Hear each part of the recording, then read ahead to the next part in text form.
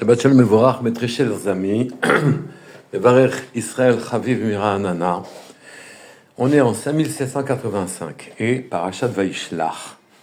Cette paracha, elle relate des faits qui sont extrêmement riches en moussar, en morale, et qui nous donnent une leçon pour tous les temps. Yaakov, pour ne pas se battre avec son frère, lui a envoyé des cadeaux. Et son frère, qui était venu pour le combattre avec 400 hommes armés, s'est laissé, si je puis dire, attendrir. Et donc, il a dit, laisse tes cadeaux, Yeshli Rav, Achi. J'ai beaucoup d'argent, je suis très riche. Et Yaakov lui a dit, Yeshli Kol, moi j'ai tout. Lui, prends ces cadeaux, j'ai tout, c'est-à-dire, en vérité, je ne manquerai jamais de rien. Ma vie, telle que je me l'organise, telle que Hachem me l'organise, est parfaite. J'aurai toujours ce dont je peux avoir. Donc, que tu acceptes mes présents, il n'y a pas de problème. Et donc, Esav, qui représente naturellement toutes les générations et tous les goïms, tous les peuples, oui, a voulu, en ce qui le concerne, a voulu aller retrouver son frère et aller au rythme de son frère, marcher avec lui.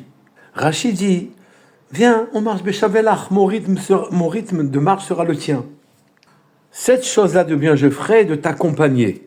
Et même si j'augmente mes jours de voyage, j'irai lentement avec toi. Et Yaakov décline cette offre-là et lui dit, non, mon maître, car tu sais que les enfants sont tendres et le bétail, gros et petit, il me pèse sur les épaules, il pourrait mourir en un jour si on accélérait. Ces mots-là ne sont pas des mots de politesse. Ces mots-là, c'est les mots de toute la manière de vivre une vie. Le rythme de Esav est un rythme rapide, dur. Il n'a pas le temps. Il vit dans ce olamazé. Dans ce monde-là, il vit. Et donc, il faut tout faire dans le temps qui lui est donné, imparti. Il faut profiter de la vie. Et Yaakov, qui a pour lui l'éternité, dit non, mon frère. Non. Moi, je suis responsable de mes troupeaux. J'ai des âmes, je dois m'en occuper. Et ces âmes pourraient dépérir si on accélérait le rythme. On ne peut pas comprendre pourquoi les âmes dépériraient ou le bétail mourrait si jamais on accélérait le rythme. C'est vrai qu'il faut faire attention au rythme, mais il ne faut pas faire attention au rythme à ce point-là que le risque serait mortel. Eh bien, non.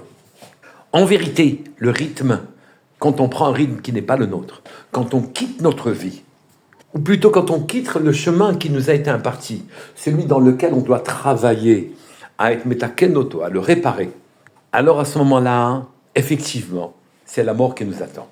La mort, nous sommes des tzadikim. Le peuple juif, Kulam tzadikim, sont tous des tzadikim qui peuvent prétendre à une place dans le Olam Haba, une place dans l'éternité.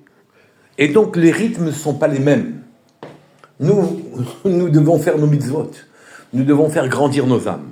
Utiliser le monde qui nous est proposé, ce monde, ce décor dans lequel nous vivons, comme étant autant d'occasions de parfaire, d'amener de la perfection, oui, à nos âmes, de telle sorte que nous puissions vivre avec le Boré Olam, avec le Créateur. Ça, c'est l'attitude d'un juif. Toi, Esav, va ta vie. Vas-y. Tu n'auras que le Olam Hazé, que ce monde-ci. Et donc, effectivement, tu vas trouver à chaque génération les modes qui t'enthousiasment.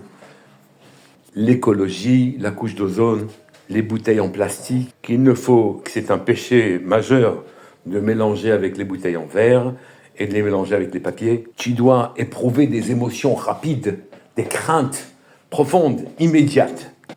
Chez nous, on se préoccupe des âmes, de les parfaire. On se préoccupe de nos midotes, de nos qualités, de se rapprocher d'Hachem, car nous avons l'éternité pour nous.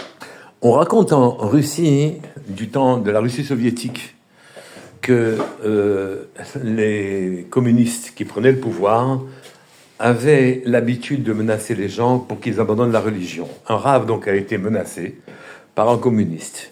Et le communiste, très calmement, lui a dit, tu sais, avec ça, et lui montre son revolver, oui, tout le monde cède, c'est tout. Donc nous allons te demander de céder, parce que sinon on va te tuer, c'est terminé. Et le juif lui a répondu, c'est vrai que tout le monde cède quand on n'a qu'une vie et un monde.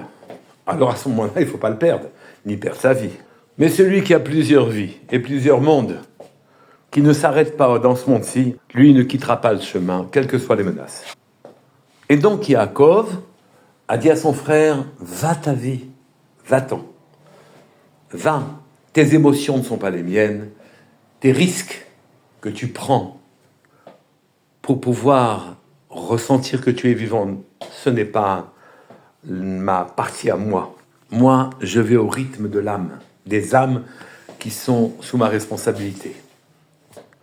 Et si je déplace les âmes de leur chemin, alors, à partir de ce moment-là, elles meurent. D'où savons-nous cela? C'est de ce qui se passe précédemment dans la paracha. Dans la paracha, effectivement, Yaakov retourne rechercher les fioles qu'il avait abandonnées de l'autre côté du Yavok. Et il se retrouve seul. Se trouver seul pour un tzaddik de sa dimension, c'est une faute. Pourquoi? C'est comme négliger les dangers de la nuit. Comme si le tzaddik n'était pas l'objet de convoitise des créatures néfastes, des créatures du mal. Et que donc, un tzaddik ne sort pas seul la nuit. Et négliger cette obligation-là de se protéger, de ne pas sortir seul la nuit, c'est considérer que le monde n'est pas dangereux. Le monde est dangereux et vous fait perdre la route. Et donc, il a été attaqué par un malach, l'ange tutélaire de Esav. C'est-à-dire que Esav était Koulora, Yaakov était Koulotov, oui, mais comme ils étaient jumeaux, ils auraient pu compenser leur manque. Yaakov aurait pu être aidé par Esav dans le Olam Hazé, et Esav aurait pu être aidé par Yaakov pour ce qui est de la spiritualité. Et donc, l'ange qui donne sa vitalité à Esav, c'est celui qu'on appelle le Yetzer Hara, le mauvais esprit, l'esprit du mal, qui vient tenter de séduire les humains dans le courant de leur vie pour qu'ils restent prisonniers de ce monde-ci. Et puis, quand ensuite ils se sont laissés séduire et qu'ils ont quitté la bonne voie, ils les accusent auprès du Créateur, il s'appelle Satan à ce moment-là, et le Créateur lui répond, écoute, tu l'as séduit et tu vas briser ma créature, ben tu t'en occupes. Il s'appelle à ce moment-là Malach HaMavet, et c'est lui qui se charge des basses œuvres et qui le tue. Donc Yaakov va lutter contre l'ange tutélaire de Esav. Mais Yaakov était parfait dans tous ses membres. Une seule faiblesse il avait, c'est qu'il avait épousé 2 sœurs. Et donc, l'ange n'a trouvé qu'un seul endroit pour le frapper. Il l'a frappé à la hanche. À l'endroit, en quelque sorte, de la cuillère de la hanche, il a luxé sa jambe, sa hanche, et ce qu'on appelle le guide anaché, le nerf sciatique, s'est déplacé. Et l'a laissé boiteux jusqu'au moment où le soleil est venu le soigner, et donc il a repris une vie normale. Mais là-dessus intervient le Or HaChaim HaKadosh, qui dit les mots suivants. Pirouche les sad, shenis da'aza, hagid mimakom hagdusha, v'shaladbo aklipa. Et donc, puisque le nerf a été déplacé de l'endroit de sa gdusha, de l'endroit de sa sainteté, alors à ce moment-là, le Yetzer Hara a pu pénétrer. La Tum'a, l'impureté a pu rentrer dans le corps de Yaakov, et donc il est sorti boiteux. Comme il est clair que dans tout endroit où on a déplacé, quelqu'un s'est déplacé de son chemin, que je vous a fait descendre une âme sur terre, une vitalité, elle lui a donné un chemin dans lequel il va se réparer. S'il s'écarte de son chemin, alors à ce moment-là, il devient la proie de l'impureté, des forces impures du monde. Et donc le guide anaché, le nerf sciatique est interdit à la consommation, Deoraita Vederabanan.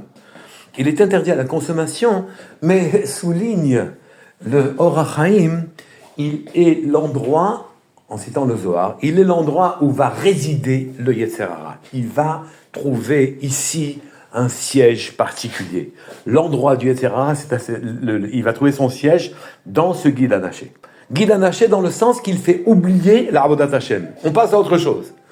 Et brutalement, nous voyons des gens qui étaient destinés à faire augmenter la spiritualité, la présence divine sur Terre, lui s'occupe de sauver les pingouins au pôle Nord, ou s'occupe des couches d'ozone, etc., qui sont des avodot, des idéaux tout à fait louables, tout à fait intéressants. Oui, il faut effectivement sauver les baleines, les pingouins, et tout ça, mais peut-être que c'est pas les Juifs ont notre travail, c'est celui de parfaire leur âme, c'est celui-là qui doit les dominer et qui doit être leur souci de tous les jours.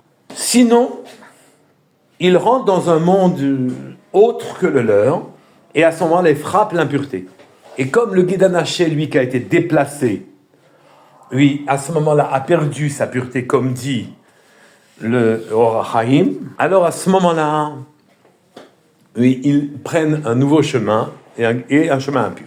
Si Yaakov avait accepté d'être accompagné par Lavan, et même si Lavan, par Esav, son frère, et même si Esav avait pris le rythme de Yaakov, oui, alors à ce moment-là, vu l'état de Esav, à ce moment-là qui avait perdu toute spiritualité, alors le chemin qu'aurait pris Yaakov aurait été un chemin médian, sans force, pour accomplir son travail.